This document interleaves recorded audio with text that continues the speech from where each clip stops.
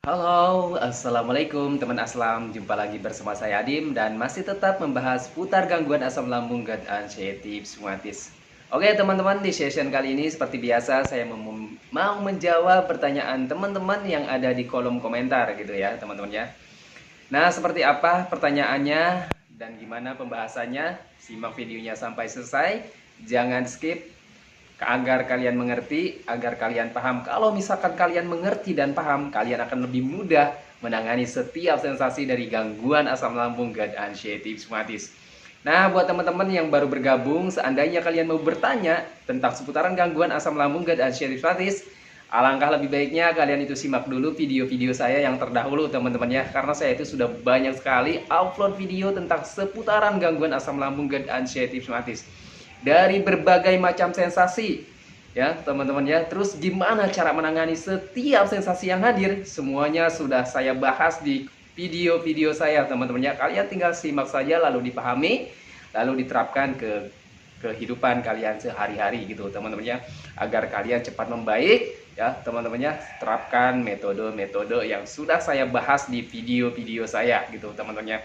Nah teman-teman ya, gimana kabar kalian? Semoga kabar kalian itu semakin membaik, terlepas dari lingkaran gangguan asam lambung gut anxiety psoriasis. Oke teman-teman ya, kembali lagi ke pembahasannya. Kita jawab pertanyaan-pertanyaan teman-teman yang ada di kolom komentar. Oke teman-teman ya, silahkan disimak videonya teman-teman ya. Semoga saja bisa membantu, bisa menemani gitu teman-teman ya. Terus juga mudah-mudahan bisa menjadi patokan ataupun panduan ataupun sekedar memotivasi teman-teman yang belum membaik dari gangguan asam lambung gut anxiety psoriasis. Oke, pertanyaan yang pertama ya. Kaki berasa nggak bertenaga, Kak? Yang sama. Untuk kaki yang tidak bertenaga ataupun tidak ada bertenaga, teman-teman ya, pengalaman saya waktu terkena gangguan asam lambung gut anxiety psoriasis itu saya mengalaminya teman-teman ya. Terus apa penyebabnya dan gimana cara menanganinya? Kalau menurut saya dan pengalaman saya gitu teman-teman ya, kalau misalkan kaki nggak ada tenaga teman-teman ya, itu sangat wajar ya. Kenapa sangat wajar? Karena kita itu kebutuhan untuk tubuh kita itu belum terpenuhi gitu teman-teman ya. Dari nutrisinya, vitaminnya, gizinya gitu, mineralnya gitu teman-teman ya. Kenapa bisa seperti itu? Yang pertama penyebabnya adalah memang dari pencernaan kita ya. Kita itu pencernaannya terganggu ya teman-teman ya, entah itu dari pencernaan atau di bagian ususnya gitu teman-teman. Mungkin karena terganggu jadi serapan nutrisi vitamin gizinya itu ya tidak maksimal gitu teman-teman ya. Terus juga dari bagian kitanya dari terkena gangguan aslamnya gitu teman-teman ya, karena aslamnya nggak stabil ataupun nggak normal gitu teman-teman ya. Ya mungkin saja penguraiannya itu nggak stabil juga di bagian lambungnya gitu teman-temannya. Itu sepemahaman saya, dan ya lambat laun semuanya membaik gitu teman-temannya kalau misalkan kitanya konsisten dengan metode 3P-nya. Lalu apakah kalau kita tidak menjalankan metode 3P-nya apakah akan membaik? Ya mungkin saja bisa membaik teman-temannya, karena banyak juga teman-temannya, dan ada juga tetangga saya teman-temannya tidak menjalankan metode 3P, tidak menjalankan metode apapun, hanya menjaga makan saja sementara gitu teman-temannya. Ya kalau nggak salah tidak cuma menjaga makan, yang dari makanannya itu cuma santan, pedas, asam, itu yang dihindari cuma itu aja teman-teman ya. Itu cuma menjaga makan ya teman-teman ya, tidak menjaga 3P. Kalau misalkan 3P kan dari 3 gitu teman-teman ya, dan kalau misalkan hanya menjaga makan itu kan dari satu aja, tetapi bisa membaik dan sembuh gitu teman-teman ya. Itu. Dan kalau menjaga 3P itu kan kemungkinan ya teman-teman lebih cepat dari orang yang hanya menjalankan metode menjaga makan saja gitu teman-teman ya. Karena kalau misalkan kitanya sudah diikuti yang namanya anxiety, itu perlu banget menjaga 3P menurut pengalaman pribadi saya gitu teman-teman ya. Terus untuk masalah kaki yang tidak bertenaga itu sangat wajar. Yang pertama itu tadi teman-teman ya, itu dari pencernaan kitanya ya, memang serapan nutrisi vitamin gizinya untuk seluruh anggota tubuh kita itu belum maksimal gitu teman-teman ya. Jadi apakah bisa membaik? Ya bisa teman-teman ya. Kalian konsisten aja menjaga pola makannya, menjaga pola hidupnya, menjaga pola pikirnya. perbanyak makannya, perbanyak minumnya gitu teman-teman ya, sering latihan jalan-jalan gitu teman-teman ya. Kenapa saya sarankan untuk sering latihan jalan-jalan dan berjemur gitu teman-teman ya? Karena mungkin saja dari kaki itu kurang bertenaga, mungkin saja dari kitanya itu terlalu lama berdiam diri ya. Mungkin sehari-harinya cuma rebahan ya, cuma duduk aja gitu teman-temannya, cuma tiduran gitu teman-temannya. Itu pengalaman saya seperti itu teman-temannya. Saya juga mengalami waktu itu kaki nggak bertenaga gitu teman-temannya. Ya karena saya menyadari itu, karena saya itu kurang gerak teman-temannya. Saya itu kegiatannya sehari-hari cuma tiduran, rebahan gitu teman-temannya. Itu menjadi juga kaki kita itu nggak ada tenaga ya, karena nggak terbiasa, kitanya sudah terbiasa tiduran, rebahan gitu teman-temannya, cuma gitu-gitu aja kerjaannya sehari-harinya aktivitasnya gitu teman-temannya. Dan juga bisa juga dari efek stres teman-temannya, dan karena stres itu banyak sekali dampaknya teman-temannya, bisa ke penegangan otot ya. Kalau misalkan kitanya terkena penegangan otot, pasti aliran darah, aliran oksigen itu kurang lancar, dan ya pasti yang namanya aliran oksigen, aliran darah itu kurang lancar pasti berdampak juga ke tenaga kita gitu teman-temannya.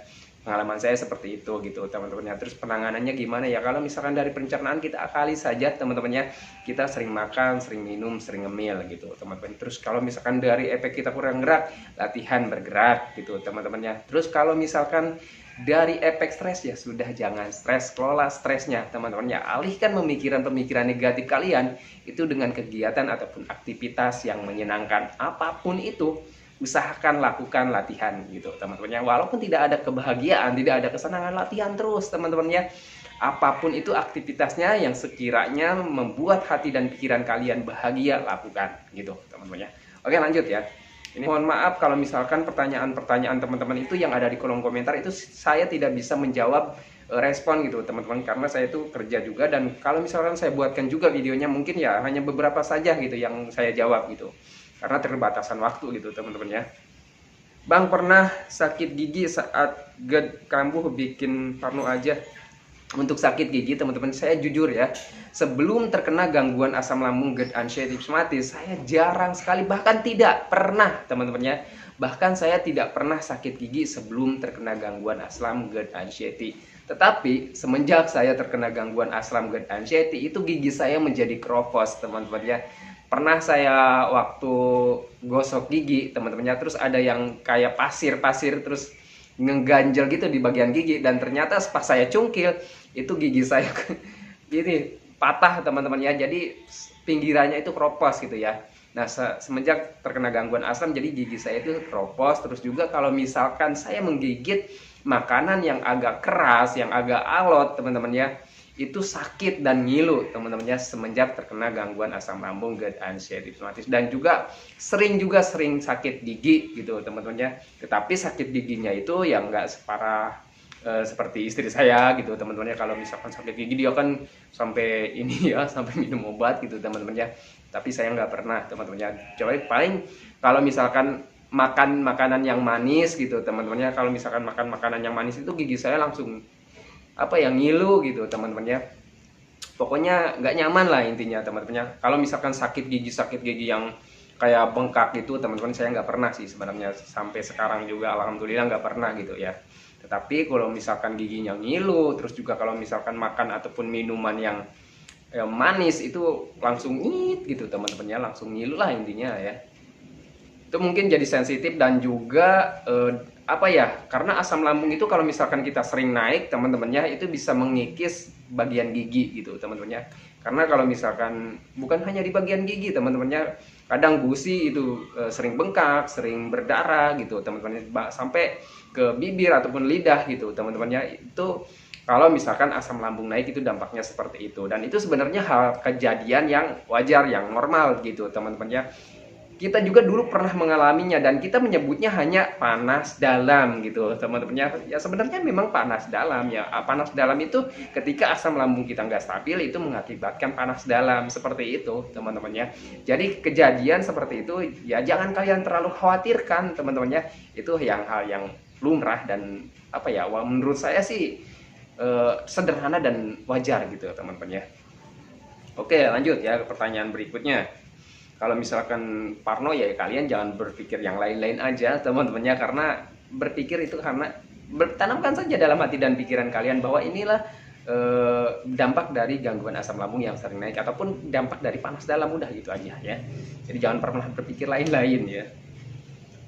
Oke lanjut, kenapa ya Bang kalau makan dan minum pasti napas sesak? Ya, saya juga pernah ada di fase seperti itu teman-teman ya. Jadi orang-orang yang terkena gangguan asam anxiety psoriasis itu, menurut saya pernah di fasenya takut makan gitu teman-teman. Kenapa saya waktu itu terkena takut makan? Karena kita itu apa ya, sebelum makan ada sensasi ya. Sebelum makan itu sensasinya buat orang-orang yang terkena gangguan asam anxiety itu sensasinya luar biasa teman-teman ya. Kita belum makan sensasinya banyak, perih ya, kembung, begah, macam-macam lah intinya teman-temannya. Terus juga pas makan, sesudah makan itu juga kita itu merasakan sensasi yang namanya lemes ya, terus juga kembung, begah, pusing, keliengan gitu teman-teman. Itu sesudah makan gitu teman-teman ya. Sebelum makan juga merasakan sensasi yang sama itu, dan itu saya rasakan setiap hari teman-temannya, bahkan sampai berbulan-bulan gitu teman-temannya. Tetapi tenang saja teman-temannya, semua itu hanya sensasi dan hanya mengganggu saja terhadap diri kalian ataupun diri kita gitu teman-temannya. Untuk berbahaya tidak sama sekali. Kenapa saya bilang seperti itu? Karena sampai detik ini saya masih bisa menemani teman-teman. Dan coba kalian flashback, sudah berapa lama kalian merasakan sensasi-sensasi seperti itu? Toh kalian masih sehat-sehat aja, masih bisa menghirup udara segar gitu teman-teman, masih bisa melihat keluarga kalian, masih bisa melihat alam sekitar gitu teman-teman ya. Jadi kalian harus optimis bahwa optimis atau pesimis sih? Optimis ya teman-teman ya, bahwa semua yang kalian rasakan itu hanya sensasi saja dan hanya mengganggu saja gitu teman-teman ya. Terus penyebab dan penanganannya gimana? Kalau menurut saya penyebabnya mungkin ya yang sepengalaman saya gitu teman-teman, karena asam lambungnya gitu teman-teman ya. Kita kan asam lambungnya sedang tidak normal, sedang tidak stabil gitu teman-teman ya. Itu ya kalau misalkan asam lambung tidak normal ataupun tidak stabil itu mengakibatkan banyak gas gitu teman-teman. Kalau misalkan banyak gas itu perut kita itu selalu merasa penuh gitu teman-teman ya. Nah, kenapa bisa sesak setelah makan gitu teman-teman ya? Itu biasanya teman-teman kalau misalkan ada makanan yang masuk, itu asam lambung kalau misalkan ada yang harus dicerna itu meningkat biasanya gitu teman-teman ya. Apalagi ini asam lambung kitanya sedang tidak stabil ataupun tidak normal gitu teman-teman ya. Ya pastinya teman-temannya pasti asam lambungnya naik terus gitu teman-teman, ataupun kapasitasnya, entah itu kapasitasnya gitu ya, entah itu kapasitasnya, entah itu pH-nya pasti bertambah gitu teman-teman ya, ketika ada makanan yang masuk gitu teman-teman ya. Nah, jadi kalau misalkan asam lambungnya nggak normal, nggak stabil, jadi banyak gas. Nah, kalau misalkan banyak gas, itu penekanannya ke bagian esofagus gitu teman-teman, itu sangat kuat gitu teman-teman. Dan hasil biasanya asam lambungnya naik juga ya teman-teman, ataupun gasnya naik ya ke bagian esofagus, dan ya biasa seperti itu. Dan kalau misalkan kejadiannya seperti itu, biasanya di bagian pernapasan itu sebenarnya agak terganggu gitu teman-teman. Tapi bukan berarti ke paru-paru, bukan gitu teman-temannya, tetapi hanya pernapasan kita saja terganggu karena perut kitanya kembung ataupun begah ataupun engap gitu teman-temannya. Tetapi untuk pernapasan sebenarnya bukan terganggunya, bukan ke paru-paru gitu teman-temannya. Pengalaman pribadi saya seperti itu teman-teman. Dan juga seperti pernapasan kita itu seperti sesak, itu sebenarnya juga dampak dari kitanya cemas, kitanya takut, kitanya panik gitu teman-teman, sehingga mengganggu ke pernapasan kita. Orang panik, orang cemas, orang ketakutan teman-teman ya, itu pernapasannya pasti terganggu ya. Kalian tuh coba kalian flashback ke kejadian kalian dulu sebelum terkena gangguan asam anxiety, pasti kalian juga pernah mengalami yang namanya ketakutan ataupun kecemasan gitu teman-teman. Pasti kalian merasakan dadanya berdebar ataupun pernapasannya engap ataupun terganggu pernapasannya seperti begitu teman-teman ya. Biasanya seperti itu. Kalian flashback aja, pasti kalian juga pernah mengalaminya gitu teman-teman ya. Karena terus kenapa kalian itu sekarang kan nggak merasa ketakutan gitu? Itu sebenarnya kalian itu sedang ketakutan teman-teman ya. Pasti kalian berpikirnya pasti waduh ini apa, pasti berpikir seperti itu. Dan tanpa disadari pemikiran seperti itu ya itu adalah ketakutan diri kita sendiri gitu teman-teman ya. Sebenarnya kalau misalkan kitanya bisa berpikir wajar, bisa berpikir secara tenang gitu teman-teman ya, itu sebenarnya hal yang biasa gitu teman-teman ya. Jadi kalau misalkan penanganannya untuk saya pribadi waktu itu, saya itu selalu menerapkan metode sebelum makan sebelum makan itu minum 1 gelas air ataupun semampunya ataupun secukupnya gitu teman-teman ya. Minum air hangat ya, terus jeda sekitar 10 ataupun 15 menit baru saya makan gitu. Setelah saya memahaminya gitu teman-teman ya. Itu metode saya, dan setelah makan itu saya juga selalu menjeda gitu teman-teman ya. Jadi setelah makan itu saya jeda 10 atau 15 menit baru saya minum. Kadang sampai setengah jam gitu teman-teman ya. Saya habis makan tuh biasanya ngobrol setelah saya memahami gitu teman-teman ya. Itu setelah saya memahami itu habis makan saya selalu ngobrol dulu ya. Kadang kalau misalkan di tempat kerja itu sambil makan ya sambil ngobrol gitu teman-teman ya. Ya itu teman-teman ya. Jadi penanganannya seperti itu saja, karena saya waktu sudah masuk kerja juga itu di kondisi 75% itu masih merasakan sensasi seperti itu teman-teman ya. Jadi sebelum makan masih sebelum makan ada sensasi, banyak sensasi itu teman-teman ya. Setelah makan tambah lagi banyak sensasi lagi gitu teman-teman ya. Nah kalau misalkan sensasinya sensasi lemas itu sebenarnya wajar teman-teman ya. Ketika setelah makan kita ada sensasi lemas itu wajar. Teman-teman saya juga yang sehat, yang tidak terkena gangguan asam lambung GERD anxiety, itu setelah makan itu mereka itu pada tidur teman-teman ya. Biasanya kalau orang Sunda bilang habis makan nasi masuk ke mata, naik ke mata gitu teman-teman, ataupun naik ke kepala, biasanya seperti itu. Itu sebenarnya adalah gula darah kita yang sedang naik. Biasanya setelah makan biasanya gula darah itu naik teman-teman. Dan kalau misalkan gula darah naik itu biasanya respon tubuh kitanya lemas, ngantuk gitu teman-temannya, seperti itu. Dan juga biasanya aliran oksigen ya teman-teman, sistem tubuh kita itu fokus ke pencernaan karena ada yang harus dikerjakan ataupun harus dicerna, biasanya seperti itu. Pemahaman saya seperti itu teman-teman. Dan kalau misalkan salah atau mohon di garis bawahi karena saya itu bukan dokter gitu teman-teman ya. Tapi sepengalaman pribadi saya menenangkan dirinya dengan memahami dengan seperti itu gitu teman-teman, agar diri saya tenang, agar hati saya tenang. Oh berarti ini begini, oh berarti ini begini, bukan hal yang berbahaya gitu teman-teman. Saya menenangkan diri dan mengafirmasi diri saya itu dengan seperti itu saja gitu teman-teman ya. Oke lanjut ya. Oke, pertanyaan berikutnya ini masih banyak banget. Dada panas dan celekit-celekit, dada panas dan celekit-celekit. Untuk dada panas ya teman-teman, itu biasanya bukan dada sih, bukan intinya di bagian dada itu sebenarnya asam lambung yang naik teman-teman ya. Asam lambung yang naik dari lambung itu ke esofagus gitu teman-teman ya. Esofagus ini ya bagian kerongkongan gitu teman-teman, itu esofagus ya. Esofagusnya di sini, nah ini kerongkongan ke sini gitu ya teman-teman ya. Biasanya asam lambung naik ke bagian sini, dan kalau misalkan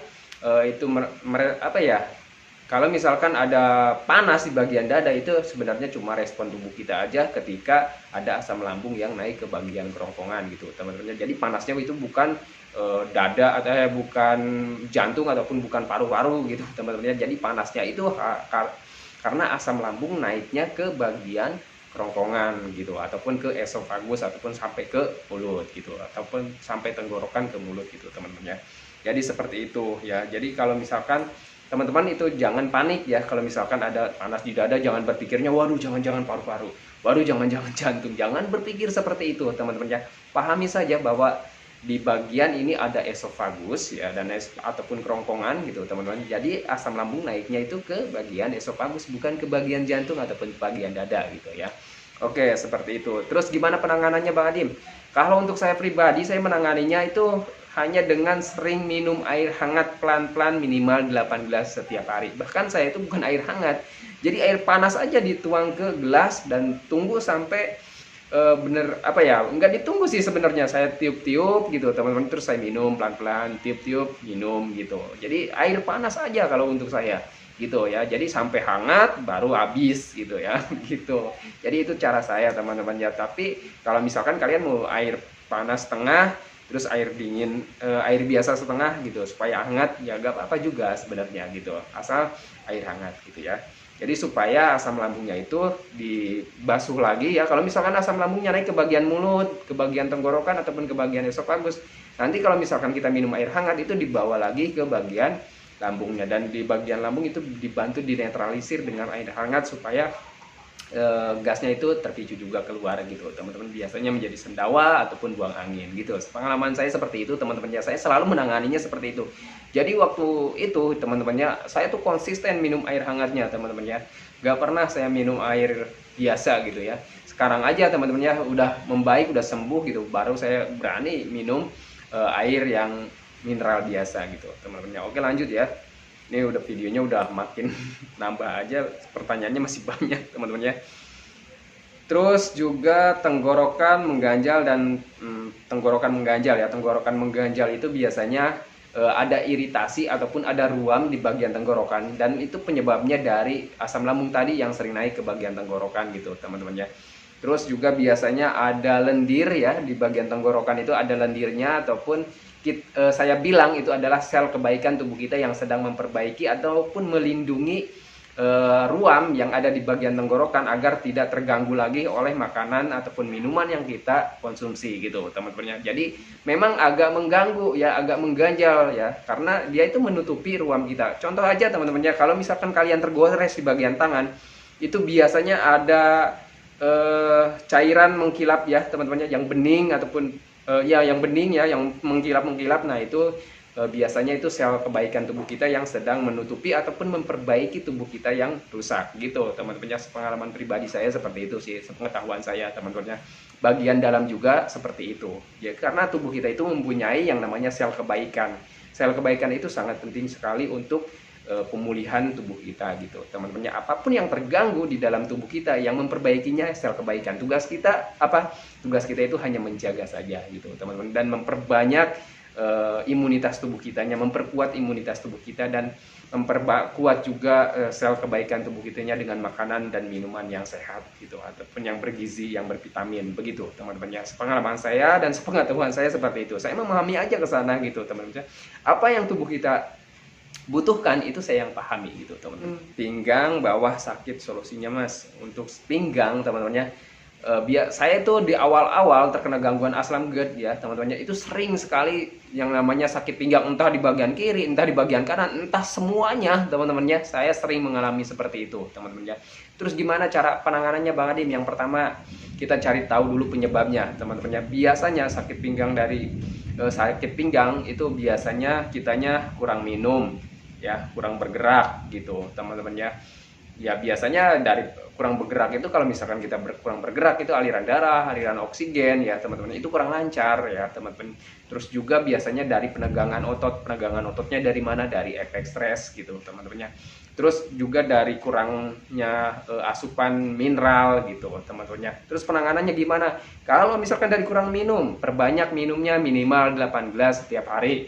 Terus juga kalau misalkan dari kurang gerak, ayo gerak, latihan, ayo berjemur gitu teman-teman ya, minimal untuk jalan-jalan ataupun bergerak gitu teman-teman ya, minimal 30 menit, dan untuk berjemur minimal 15 menit ataupun semampunya aja gitu teman-teman ya.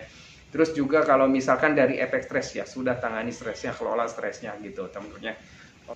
Bang, pernah minum obat berdebar gak? Kalau minum obat untuk berdebar saya nggak pernah teman-teman ya. Saya menanganinya secara mandiri saja.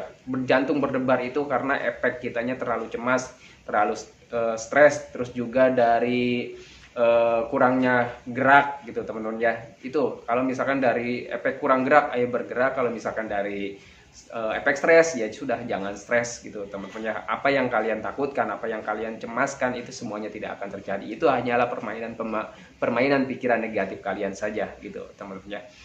Oke lanjut.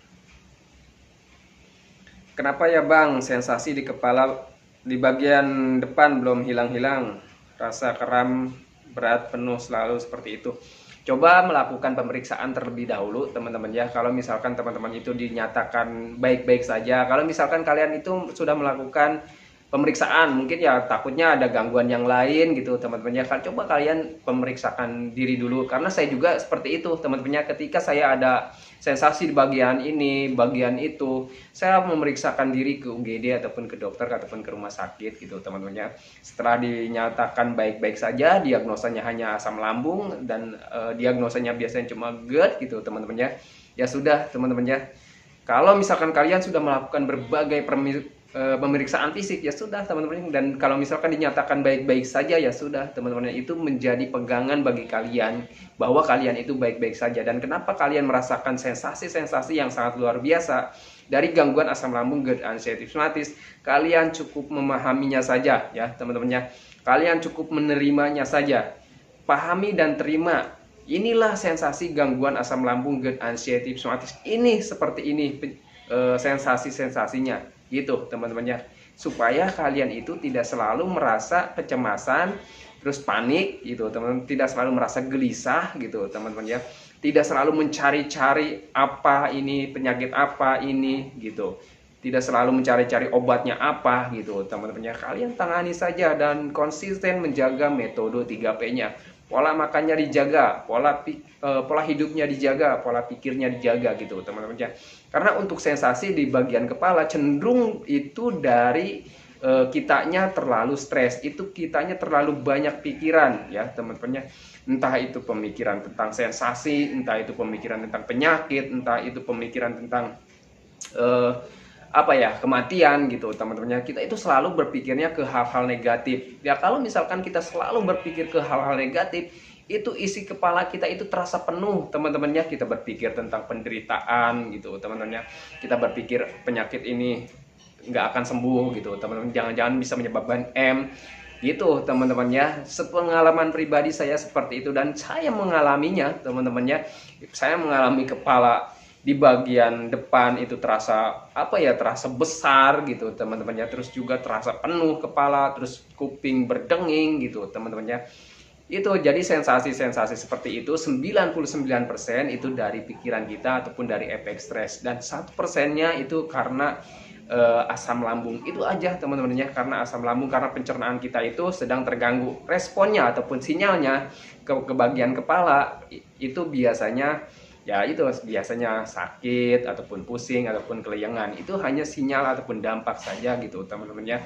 Itu memberitahu ya, karena memberitahu bahwa kita itu tubuhnya masih kekurangan gitu teman-teman ya. Lalu gimana cara penanganannya? Cukupi makannya, cukupi minumnya gitu teman-teman ya. Sering bergerak gitu ya, jangan stres. Kalau misalkan kalian stres, otot-otot tubuh kalian itu menjadi menegang gitu teman-teman ya. Oke, seperti itu teman-teman. Jadi stres itu dampaknya banyak sekali teman-teman ya. Jadi kalian jangan terlalu stres, jangan terlalu memikirkan tentang penyakit teman-teman ya. Kalian harus yakin bahwa kalian akan baik-baik saja, karena pada dasarnya kalian baik-baik saja gitu teman-teman ya. Oke teman-teman ya, videonya sudah terlalu lama, sudah terlalu panjang, dan ini juga sudah mau maghrib teman-teman ya. Saya akhiri dulu teman-teman ya videonya ya. Dan sebelum saya akhiri teman-temannya, saya doakan buat teman-teman yang belum membaik dari gangguan asam lambung GERD anxiety rheumatis, semoga kalian itu cepat membaik teman-temannya, cepat kembali lagi keadaan kalian yang dulu, entah itu emosinya, kebahagiaannya, canda tawanya, pokoknya hari-hari kalian yang berwarna itu semoga cepat kembali lagi teman-temannya. Dan jangan lupa juga teman-temannya, doakan saya agar saya itu tetap sehat, tetap kuat, tetap ceria, agar tetap bisa menemani kalian yang belum membaik dari gangguan asam lambung GERD anxiety rheumatis. Semoga video ini bisa menjadi motivasi teman-temannya, bisa menjadi patokan ataupun panduan buat teman-teman gitu, teman-temannya yang belum membaik dari gangguan asam lambung GERD anxiety rheumatis. Oke teman-teman, saya akhiri videonya. Assalamualaikum warahmatullahi wabarakatuh.